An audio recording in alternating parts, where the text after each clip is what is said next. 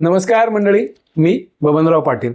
उडता उडता flying movement Nitin दंडूकर हे आपल्या YouTube चॅनलमध्ये मी सर्वांचं मनपूर्वक स्वागत करतो. मंडळी, गेल्या आठवड्यामध्ये नितीन दादाने अजब प्रेम कहाणी ऐकवली. म्हणजे जगामध्ये लैला मजनू आहे, हीर रांझा आहे, अशा अनेक आहेत, पण यांनी शरद आणि तबस्सुमची एक वेगळीच कथा सांगितली. तर आज नितीन दादा आपल्याला कुठली फ्लाइंगच्या संदर्भात वेगळी कहाणी सांगणार आहे का, प्रेम कहाणी सांगणार आहे का, अजून काही धक्का देणार आहे हे मला माहित नाही. चला ऐकूया. नमस्कार, स्वागत सर्वांचं. कधी कधी पाहिजे उच्चार जे असतात ना, विशेषतः कमांडर साहेबांचे कंट्रोल टॉवरशी बोलताना त्या उच्चारात थोडा फरक झाला किंवा त्याचं मिसअंडरस्टँडिंग झालं, म्हणजे त्याचा गैरसमज झाला, तर त्यातून किती भयानक प्रसंग उडवतो, अगदी हायजॅकिंग सारखा. दादा मध्ये एक थांबवतो. हे तुम्ही आता सांगता, पण ही जी परंपरा आहे ही मराठीमध्ये फार पूर्वीपासून आहे. त्याला आपण काय म्हणतो माहिती का, धचा मा करणे. अक्षरशः धचा मा, बरोबर आहे, तू बोललास धचा. आणि असा धचा मा थोडासा झाला, ते बोलण्यातून झाला, फार मोठा नाही, धचा मा सारखा झाला. आणि फ्लाईटवर हायजॅकिंग होण्यापर्यंतची वेळ आली. अरे बापरे. म्हणजे हायजॅकिंग झालंय असं असं वाटलं गेलं शेवटी. आणि ते सुद्धा माझ्या फ्लाईटवर. अच्छा, म्हणजे तुम्ही त्या फ्लाईटला? मी त्या फ्लाईटला होतो, त्यामुळे मी चांगला साक्षी आहे त्याला. Okay okay. त्याची ही कथा आहे. ऍक्च्युली आम्ही कुठच्या तरी जवळच्या स्टेशनहून निघालो होतो. दुबई असेल किंवा अबुधाबी असेल किंवा कुवेट, असं जवळचं स्टेशन होतं. आणि तिथून आम्ही मुंबईला डायरेक्ट होतो. आणि कधी नाही ते बरोबर असे 7:30-8ला येऊन 8 वाजता घरी फॅमिली बरोबर एकत्र बसून टीव्ही पाहत जेवण वगैरे असा एक चांगला शुभयोग त्यावेळेस होता, जुळून आला होता, जो क्रूच्या भाग्यात नसतो. जनरली क्रू म्हणजे साधारणतः मध्यरात्री, अपरात्री किंवा सकाळी दूधवाला भैया पहाटे पेपरवाला येतो, त्याच्याबरोबर येतो किंवा तळपत्या उन्हामध्ये येतो आणि पाणी पिऊन झोपतो. जनरली हे असं दृश्य असतं. पण त्यावेळेस मला हा शुभयोग आलेला होता, पण तोही गेला, मिस झाला तो. पण त्याच्यातून एक मोठं संकट निर्माण झाल्यासारखं झालं, म्हणजे हायजॅकिंग वगैरे झाल्यासारखं झालं. तर त्याची ही कहाणी आहे. तर आम्ही टेक ऑफ घेतला आणि टेक ऑफ नंतर अगदी 5च मिनिटांनी मी उत्साहात कामाला लागलो होतो. म्हटलं लवकर घरी गेलो की सगळं हे आहे समोर. पण 5च मिनिटांनी कमांडर साहेबांनी एक अनाउन्समेंट केली की due to some emergency situation we are going back to the station. Okay. तर म्हटलं काहीतरी प्रॉब्लेम निघाला असेल, काहीतरी स्नॅक वगैरे असेल, आणि थोडंसं हिरमुसलं. म्हटलं नेमकेपणाने इथेच झालं असं. एनिवे, तर आम्ही जसं पुढे गेलो मग जरा बघायला. आम्ही त्यावेळी मागच्या झोनमध्ये होतो, मी पुढच्या झोनमध्ये बघायला गेलो, म्हणजे काय झालं असं विशेष. तर पुढच्या झोनमध्ये एका प्रवाशाला आला होता heart attack, severe heart attack आला होता. आणि त्याला पुढच्या झोनमधील एका ह्याच्यावर झोपवलेला होता, खाली जमिनीवर झोपवलेला होता त्याला.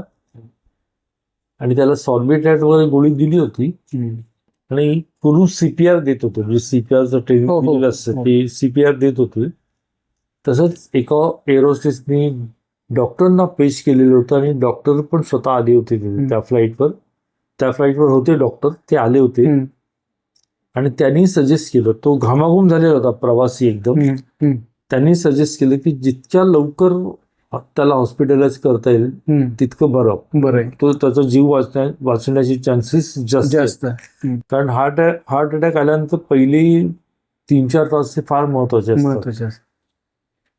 ते कमांडरला सांगितल्याबरोबर त्यांनी ताबडतोब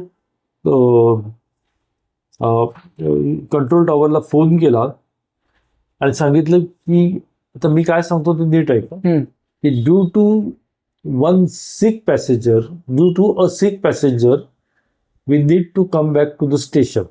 अच्छा. And we need one ambulance also. So keep the arrangement accordingly. परत एकदा सांगतो, due to a sick passenger we are coming back to the station. आणि त्याप्रमाणे तुम्ही अरेंजमेंट करा आणि Arrangement एक ॲम्ब्युलन्स पण ठेवा. हा कमांडने पाठवलेला मेसेज होता. बरोबर. आणि इथे ट्रीटमेंट चालू होती आणि विमान अशा वेळेस जेव्हा इमर्जन्सी लँडिंग होतं तेव्हा ते नॉर्मल रनवेवर न होता ते एका बाजूच्या रनवेवर, आडमार्गाच्या रनवेवर लँड झालं. आडमार्गाच्या रनवेवर लँड झालं तेव्हा आजूबाजूला खूप गर्दी होती. मला आश्चर्य वाटलं, म्हणजे एक प्रवासी आजारी पडला आणि एवढी गर्दी होती. आणि एअर होस्टेसने दार ओपन केलं.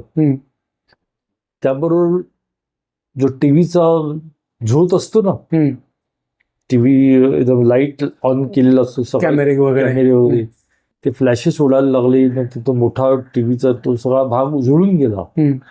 आणि टीव्हीवाले, कॅमेरावाले, नंतर वर्तमान वृत्तपत्रातले जर्नलिस्ट वगैरे सर्वजण तिथे आले आणि आतमध्ये कमांडरचे इंटरव्ह्यू वगैरे घ्यायला लागले. तसेच सिक्युरिटीची माणसं आली. त्यांनी ते स्निफर डॉग्स असतात, हो, ते बरोबर आले. आणि इतकंच नव्हे तर काही कमांडोज गन वगैरे घेऊन आले, म्हणजे काहीतरी सिरियस घटना. आणि पुढचा भाग कॉर्डर ऑफ केला, म्हणजे बंद करून टाकला बाकीच्यांसाठी. माझ्या मनात एक असा वेगळा विचार येऊन गेला. म्हटलं, आजारी पडलेला माणूस इतका ग्लॅमरस असू शकतो? म्हणजे आपल्याला एक कविता होती मी ना, पडू आजारी गंमत वाटे भारी. हो. तसा एक विचार येऊन गेला. म्हटलं आपण पण एकदा कधीतरी पडलो आजारी तर टीव्हीवर झळकाला वगैरे. म्हणजे मला असं वाटतं की तुमच्या डोक्यातलं माकड जागं झालं. म्हणजे एक आजारी माणसासाठी एवढं सगळं. पण नंतर मग थोडा तिथे पुढे जाऊन चौकशी केली तेव्हा कळलं. तोपर्यंत तिथे वादावादी पण चालू झाली होती, कारण कमांडर ते लिहून देत होता, मी हे असं असं बोललेलो होतो. आणि कंट्रोलवाले म्हणत होते की ते असं असं बोलले होते. नेमकं काय बोलले होते, ऍक्सेंट मध्ये काय चूक झाली, उच्चारांमध्ये काय चूक झाली. तर कमांडर बोलला, तर मी मगाशी सांगितलं पण, due to a sick passenger. Sick म्हणजे आजारी, SICK, सिक. पण त्यांनी ऐकलं तिथला, कारण शेवटी ह्युमन एरर येतो, त्यांनी 6 पॅसेंजर ऐकलं, SIX. आणि त्याच्या अलीकडे काही 1-2 वर्ष कंदाहारचं ते हायजॅकिंग झालं होतं ना, मोठं. त्याचा परिणाम असेल किंवा माहित नाही, पण ड्यू टू 6 पॅसेंजर्स म्हटल्यावर त्यांनी तर्क लढवला की 6 प्रवाशांनी विमान हायजॅक केलेलं आहे आणि त्यात एक जण मारला गेलेला आहे किंवा जखमी झाला आहे, आणि म्हणून ॲम्ब्युलन्स बोलवलेली आहे. आणि ते दोघंही हटायला तयार नव्हते, म्हणजे कंट्रोल टॉवर आणि कमांडर दोन्ही क्रूची पण इंटरव्ह्यू घेतले होते, डॉक्टरांचा पण इंटरव्ह्यू घेतला. तेव्हा इथे प्रवासी होता, तो होता तिथे, बरोबर. तर त्या प्रवाशाला आम्ही ट्रीटमेंट देत होतो, हाच प्रूफ आहे, बरोबर. पण तो प्रवासी गंमत अशी आहे की हा सगळा गोंधळ करणारा ज्याच्यामुळे झाला, तो प्रवासी केव्हाच तिथून निघून त्या ॲम्ब्युलन्स मध्ये बसून हॉस्पिटलला रवानाही झाला होता. म्हणजे होता नव्हता तो प्रूफ पण गेलेला होता, बरोबर. आणि तो गदारोळ तिथे चाललेला होता, तो चांगला 1-2 तास चाललेला होता. त्याच्यानंतर शेवटी त्या न्यूजवाल्यांची पण एक सनसनाटी बातमी हुकली, यांची पण खेप फुकट गेली. ते सगळे बंदूक घेऊन वगैरे आले होते बिचारे कमांडोज, त्यांची सिक्युरिटीला पण मनस्ताप वगैरे, लोकांना पण त्रास, चांगले घरी चाललो होतं आम्ही मधल्यामध्ये हे करत बसतो. आणि हे करणारा जो प्रवासी होता तो केव्हाच गेला होता तिथून. आणि अर्थातच 12 वाजता 1-2 तासांनी साधारणतः फ्लाईट त्यांनी सांगितलं की डोअर्स टू क्लोज नाव आणि we are going back to Mumbai. आणि ॲज युजल मध्यरात्री अपरात्री आम्ही घरी परत आलो. ते भाग्य नसतंच कधी कधी आपल्याला, पण त्यातल्या त्यात म्हणेन की खरंच हायजॅकिंगवर असा काय प्रकार घडला नाही. हे असू दे, त्याच्यासारखं काहीतरी घडलं, पण ते नाही घडलं. ते अशा वेगळ्या प्रकारचं हायजॅकिंग. तर आजचा हा एपिसोड जरा वेगळा मजेशीर. मित्रांनो, असे अनेक किस्से नितीन दादा यापुढे सांगणार आहे. मी तुम्हाला एक विनंती करतो की आमचा उडता उडता फ्लाइंग मुवमेंट जर तुम्हाला खरंच जर आमचा यूट्यूब चॅनल जर तुम्हाला आवडत असेल तर जरूर तुम्ही सबस्क्राईब करा, लाईक करा, शेअर करा आणि जे बेल आयकॉन आहे ते दाबा. म्हणजे आमचे दर आठवड्याला तुम्हाला न सांगता व्हिडिओ तुम्हाला पाहायला मिळतील. हे व्हिडिओ पहा, याच्यामधून शिकण्यासारखं पण आहे, घेण्यासारखं पण आहे आणि अनुभवायचं आहे, कारण हे दादांचे अनुभव आहे. त्यामुळे तुम्ही आमचा यूट्यूब चॅनल नक्की सबस्क्राईब करावा ही नम्र विनंती. दोघं आता आम्ही इथेच थांबतो. धन्यवाद. नमस्कार. नमस्कार.